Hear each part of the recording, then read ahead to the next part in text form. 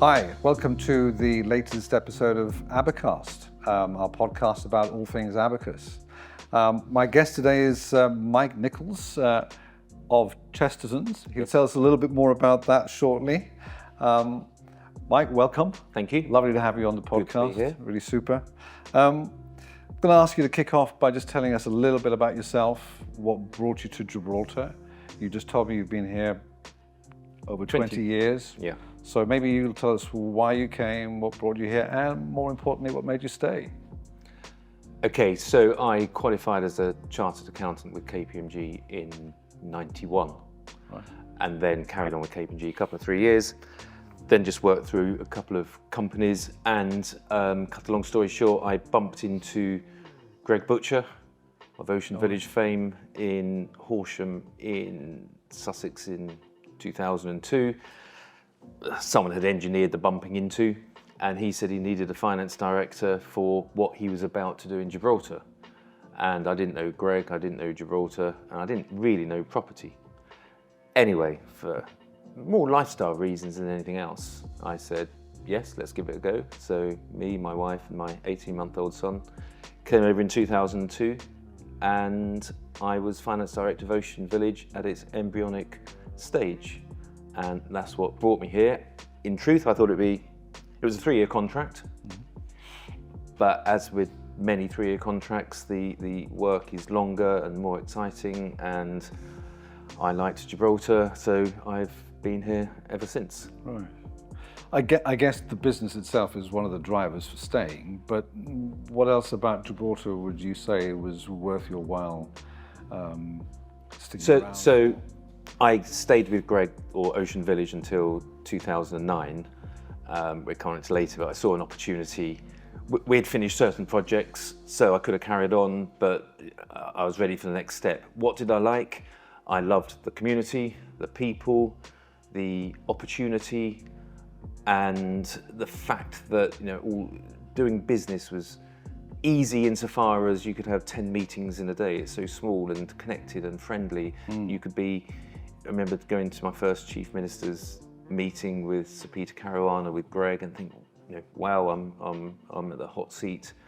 And there's just a land of opportunity in a beautiful surrounding with lovely people, and no reason to go back.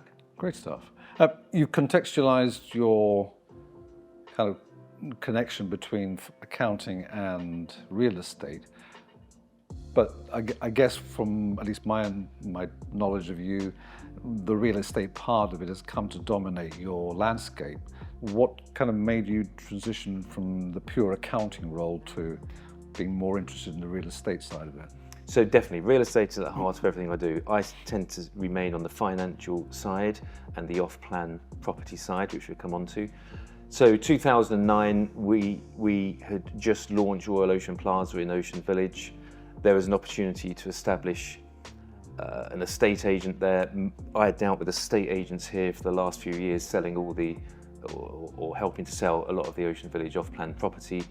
My view at the time of estate agents here was it's not the industry I was used to in London, and I thought there was a gap and we could bring set up something a few notches above the quality of what we have here. I was also confused as an accountant that most high net worths who were coming in were going to lawyers for their tax advice, which didn't resonate well with me as an accountant. I don't know why they didn't go to accounting firms, so I thought there was something wrong. So I thought there was an opportunity. I was ready to do something else, but I thought there was an opportunity to establish a sort of a high quality estate agent, and then with me providing sort of tax advice and the accounting side. Now, I underestimated how difficult it would be to get the estate agents off the ground, up and running and profitable, and I probably overestimated how useful I would be as a tax advisor. Right. So market forces dictated I spent most of my time establishing the estate agency, and I probably became the most useful estate agent from an incoming high net worth point of view, because I had tax knowledge, but I was never going to be a tax advisor in its pure form. So So the migration is that we now have Chestertons, which employs about 20 people and is by far the largest estate agents here. So that model has worked through a lot of hard work, but it's worked. And I have a niche accounting company which looks after landlords and developers. So it basically matches and dovetails with the services of Chestertons. So that's how I've kept finance and real estate at the heart of everything I do. You described yourself as the founder of Chestertons, and you've just explained why that is. But you've almost kind of casually went through that. But I would imagine just founding Chestertons must have involved quite a lot of spade work back in the UK as well, because it's not as simple as just... No, it was here's the brand, not simple. So I naively assumed that we'd open an estate agents in Ocean Village, which was new at the time. And I recruited 3 people from other estate agents who I quite liked from my years at Ocean Village. And I assumed work would, or business would naturally flow. What I was up against, which I hadn't realised, was the level of relationships in Gibraltar. Certain vendors are only going to go to that estate agent because that's their second cousin. Getting instructions, if you haven't got anything to sell, then no one's going to walk through your door. So I underestimated that, and it took 2-3 years before we were profitable, and then another 2-3 years before I had my money back that I'd invested. But it has worked out because, well, we are where we are today. Yeah, and congratulations so on hard that. Work, though. Yeah, no, I'm sure. And congratulations, because you've become part of the furniture and very well-established business as well. So well done. Can we maybe move on to the property market in Gibraltar, because that's clearly your forte? Yeah. And kick off with what you've seen change in the last 20 years. I mean, where has that moved on? So when we launched Royal Ocean Plaza and as finance director of Ocean Village, there's so many new things about it that we used a lot more glass than anyone had used before, and people thought we were nuts because we were in the Mediterranean. We used colour advertising, the first, I think, colour advert in the Gibraltar Chronicle at the time. I remember, yeah. We used colour brochures, we used expansive terraces, and that had not really been undertaken at the time. So it was a Northern European's view of what should be built in Gibraltar, and the Gibraltar view was that this was a bit alien, and it worked. I mean, it flew off the shelf, so it was really, really quite good. So the Ocean Village experience was exciting because it was new, breaking ground in metaphorical and physical senses.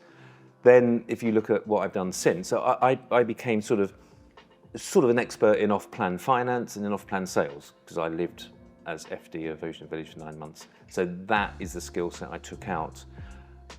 And then I was able to sell myself to developers who didn't have their own FD or that skill set, and provide the same level of knowledge and experience for them. So if you look at, so in answer to your question, Ocean Village kick-started it really, but then we've taken it on with new builds, and every new build's different. The demand now for bright, open, large, expansive views, air conditioning, all these sort of things. Every new building looks to be better than the last new building, but new builds clearly have dominated the property market for the last 10, 20 years. Yeah, I often think that if my dad would have come back after having been away for quite some time now, he'd be absolutely shocked by the landscape of Gibraltar and the complete transformation of what the rock looks like now. And it's not for everyone. Not everyone is enjoying this journey, for sure. I can imagine. However, whilst the government policy, which it has been in every year since I've been here, is for economic growth, is for generating wealth for so we can pay for our schools and our hospitals and Commonwealth parks and free buses and all these sort of things, you need business here.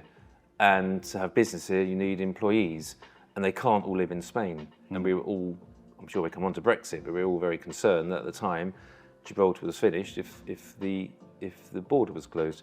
So to have people here, we need to build more for them to live. It goes hand in glove. If you don't build, we haven't got our economic model, and it's back to scratching around with a bit of tourism and bunkering, I suppose. Yeah. Getting into the property market itself now a little bit. the split between commercial and residential, a lot of what you've been talking about, I think, is residential stuff. Do you think there's enough commercial space being kind of put up alongside that? I mean, cheek by jowl with the residential property? Because from a business perspective, not just for a business like ours, but for our clients, for Cat 2s, anybody else who's thinking about establishing a business of some kind in Gibraltar, is there enough commercial space? And if not, what can the industry do about it? So commercial space is supplied in lumps.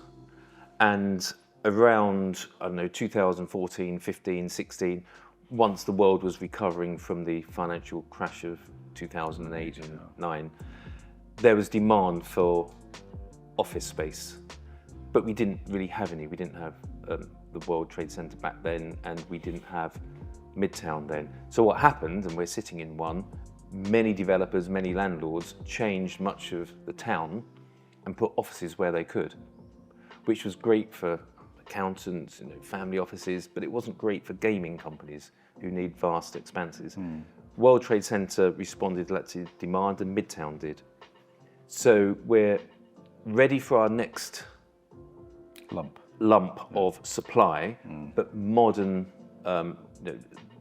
where you can cable underneath, you've got aircon and efficient spaces that you can design that you can in other modern cities. However, there's very few commercial businesses moving over in droves who need large spaces because we've been waiting for the treaty. And when you take commercial space, as a tenant, you take it for 3 years, 6 years, 9 years. Whereas residential, you might just rent for 1 year. And there's not many businesses who are going to rent for the 3, 6, 9 years when they know that there's a treaty around the corner, and the treaty around the corner has been a treaty around the corner for 6 years. So everybody's been waiting. Yeah. So we would naturally expect some form of treaty takeoff, because now businesses can start planning and the confidence is flowing back in. Yeah. The treaty takeoff is a kind of neat segue into investment, because clearly, as somebody with an accounting background, I'm not an accountant, but I'm surrounded by accountants in my business. I'm sure you bring a very different perspective to the market in general. As an investment proposition, do you think Gibraltar is still good value?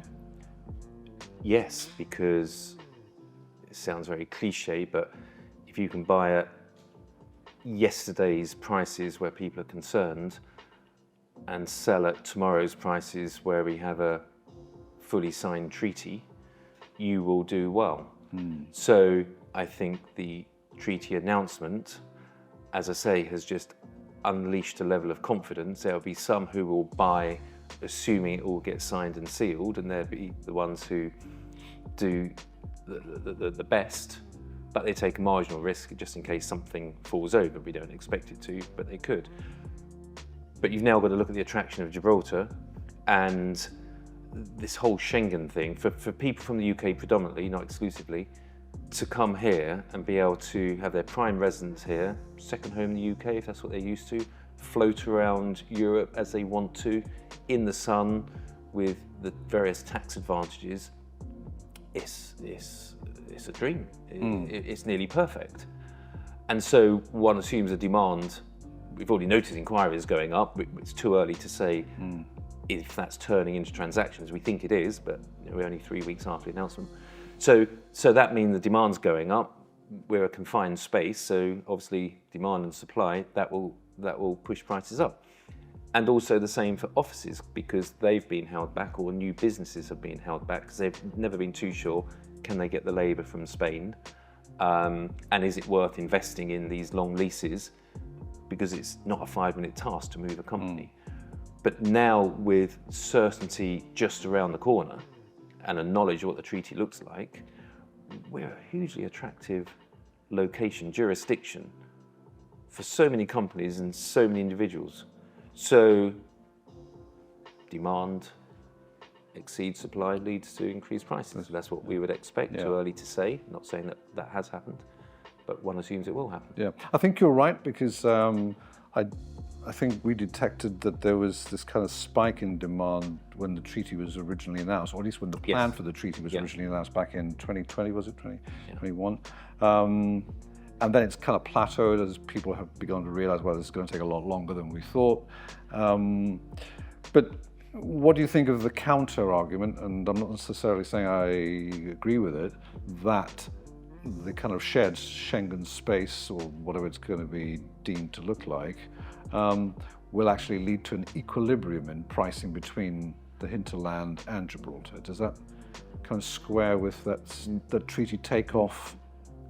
Okay, I don't think the fact that we have the right to access Spain and Schengen means that there's going to be equilibrium, because the reason why prices are so high here, the reason why people will prefer to be resident here, whether a company resident or individually resident, is tax.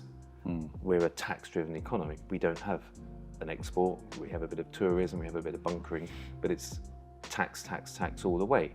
And so companies are here because gaming companies are here because there's no VAT predominantly.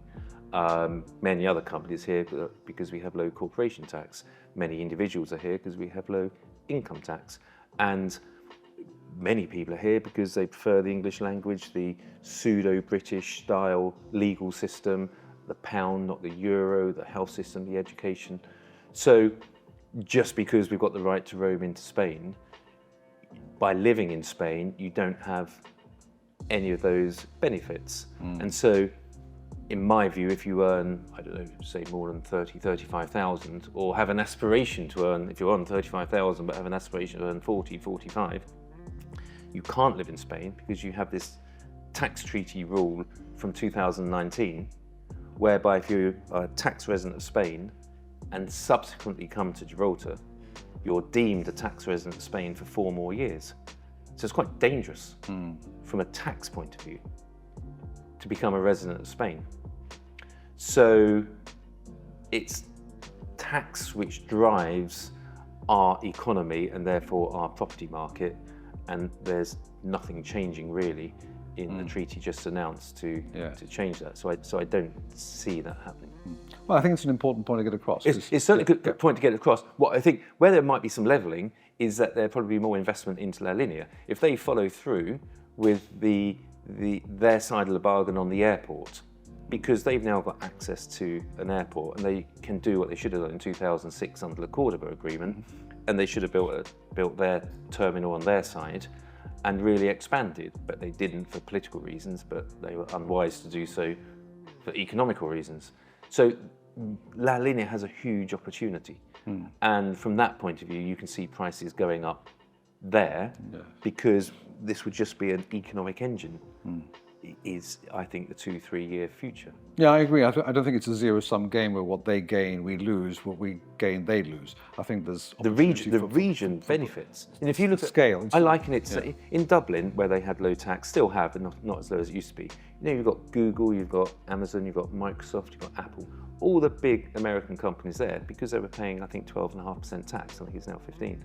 But because they're in Dublin, they can sap people. They can, get the labour from all around the place. We've never been able to do that. One, because La Linea isn't as well trained perhaps as in Ireland, but two, we've had the friction at the border. We've got this opportunity now to be the centrepiece for an amazing number of companies and draw in people from Spain, because that's now allowed and encouraged. And that's an engine going forward. It's a game changer, absolutely. I think it's a game changer. I think it's a medium-term game changer. Totally.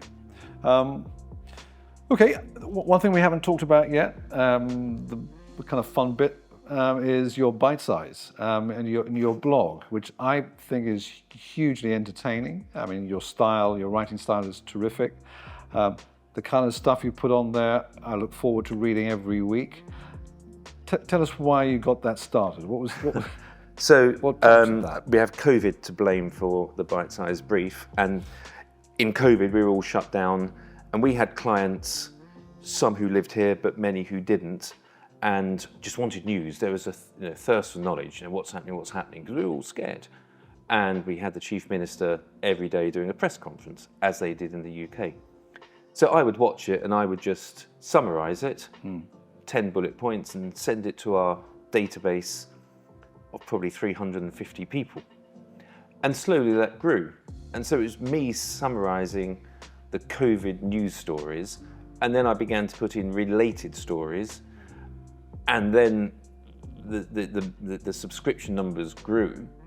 I wasn't advertising it, it just grew organically. And then there was an announcement, I don't know, 18 months after that COVID was over, we were all free to go out, and I wrote to everybody saying, that's it, that's enough for me, thank you and goodbye. And I had all these emails saying, no, don't do that, we like it, blah, blah, blah. So we came up with a name, bite-sized brief, we came up with a style and a structure, and we put a better framework to it. And since then, we've published it every Monday and Thursday. And again, we don't really advertise it, but today we're at 4,700. And it's to people, it's very much property, economy, tax businesses. That's my world. So the database, Chris, you'd love the database. 4,700 good switched on people, and I write to them twice a week, but boy, it nearly kills me. Hard work. My Sunday night is shot to pieces, my Wednesday evening is shot to pieces. I go on holiday, my wife goes nuts because I still have got to put, I can't say there's no bite size this week, I'm on holiday. So I'm not too sure how it ends, but it can't end. Right. It's too good. It is, I agree. And if you've got 4,000 plus on there of, as you say, switched on business-minded types, that's a huge segment of the population, of the relevant population, following what you say. So you're in a position of significant influence, I think, and you have not abused that. You've done it. You've discharged it with panache and with. Yes, because some people say, "Oh, you should go into politics. You should do that." I don't want to do that. I just want to portray in a bite-sized 60-second read, and it's probably not 60 seconds. It's probably 90, but. Information which I think is useful to developers, landlords, business people, buyers, sellers, property market people, and that you can just scan it twice a week and you've caught up with the news. I'm not trying to wave any political flag at all. People make up their own minds what's going on. Why do we do it? Why do I sweat every Wednesday evening and Sunday evening? As you know, in the middle we put our new instructions of rentals, our new instructions of sales, and that has become our best form of marketing. Wow. Better than the window, better than the portal. And if you look at our last off-plan property launch, we've just used the bite-sized database. Slowly and surely segment it, release it. So it's an accidental success, but now it's a cherished success. Yes, and it's kind of, as you've just highlighted, it's actually moving your business online, away from the high street window type approach to doing what you do. Yes, because people read, well, not everybody reads every edition, I'm sure of that, but we write to 4,700 people, or I do, twice a week, so probably get bored of me, but numbers only tend to go up. We probably add 10 a week and lose 5, those who have probably moved away or disinterested. So it just edges up. Well, you've got a fan base in the building, so rest assured. There you go. Thanks for reading. Keep going. Maybe we can wrap up now just with a little bit of a summary on where you think the property market is going. You've already talked about the treaty takeoff. But once that kind of filters through and it starts to happen, please God, where do you think the opportunities lie within the jurisdiction?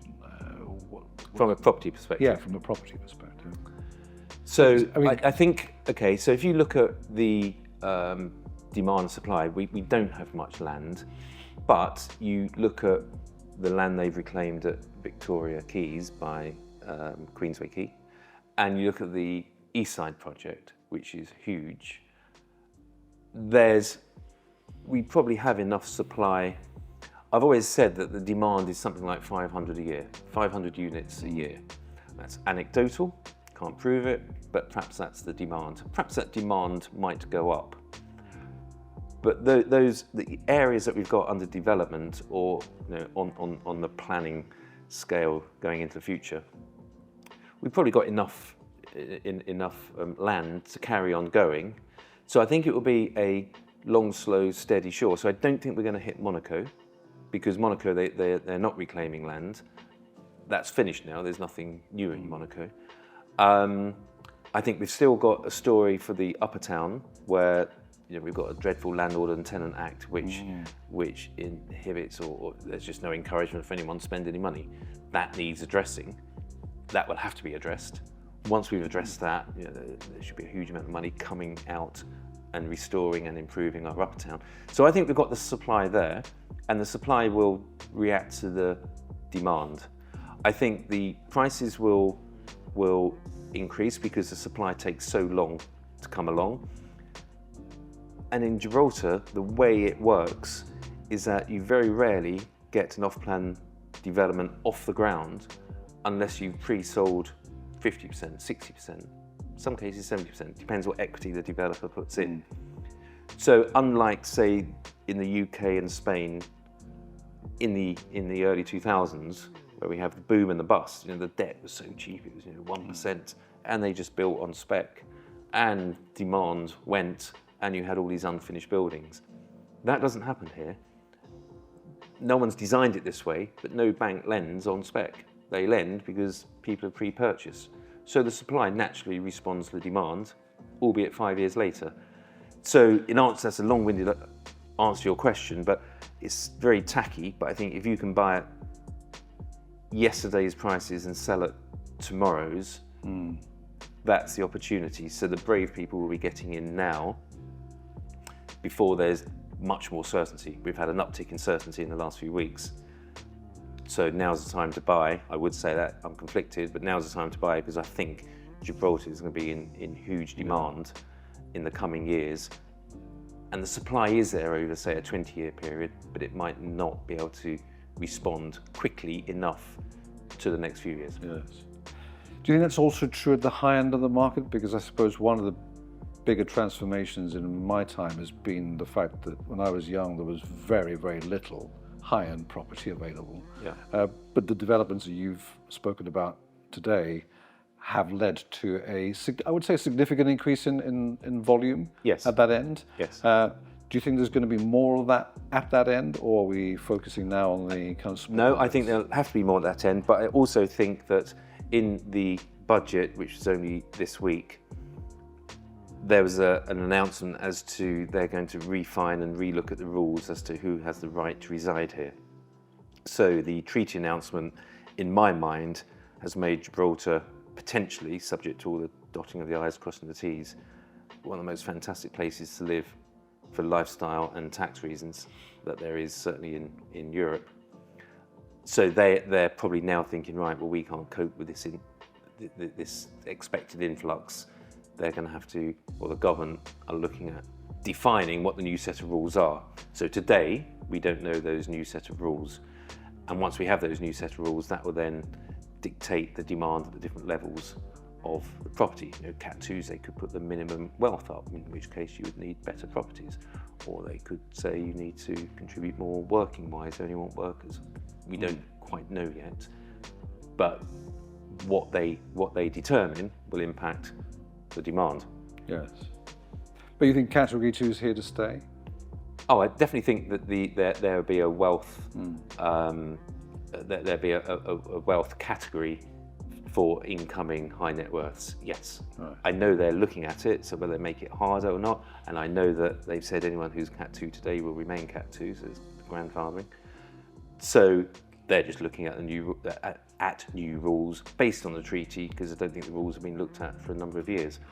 But yes, I would imagine that we will still be an attractive place for high net worth individuals. I think it's a great place to finish. Mike, thank you for your wit and wisdom today, for your brief as well, for your bite size, which I'd encourage all our listeners to read up and sign up for, because I think it's terrific. But thank you for coming on today. Okay. Great to have you. Thanks for inviting me. Thank you.